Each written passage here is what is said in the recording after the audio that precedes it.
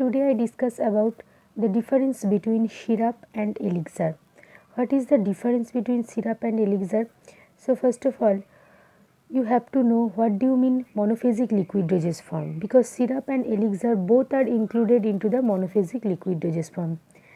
So monophasic liquid dosage form, it is a colloidal mixture or colloidal solution. So what do you mean colloidal mixture or colloidal solution?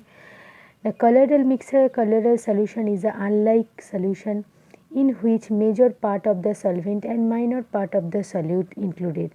This solution has two phases: dispersed phase, that means suspended particles, and continuous phase, which contain suspension medium. These solutes and solvent constitute one phase, that is called monophasic liquid dosage form. And in this case, the colloidal solution, in the colloidal solution or in the monophasic liquid dosage form, the solute are present as aggregates, although they cannot be seen by the naked eye or under the ordinary microscope.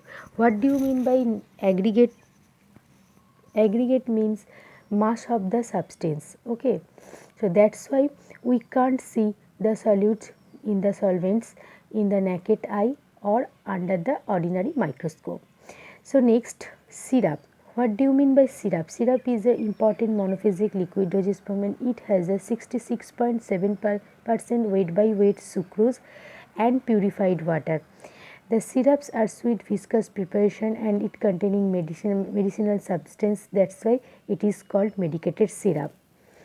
And syrup retards the oxidation because it is partly hydrolyzed into the reducing sugars such as the dextrose and levulose. Next point, this is very important. Syrup acts as a cell preservative due to presence of 66.7% weight by weight sucrose, and it has a highly osmotic pressure and it destroys the microorganism. Due to the highly osmotic pressure, it acts as a cell preservative, and that's why any preservatives are not used to preparation of syrup. So what do you mean osmotic pressure and osmosis? Osmosis is a one type of process in which molecules of solvents passes through the semi-permeable membrane from low concentration to high concentration, and in this situation one type of pressure is created, that is called osmotic pressure. And what is the function of syrup? Syrup acts as an antitussive syrup, vitamin syrup, sedatives, antihistamine and antibiotic syrup. So next, elixir. What do you mean elixir?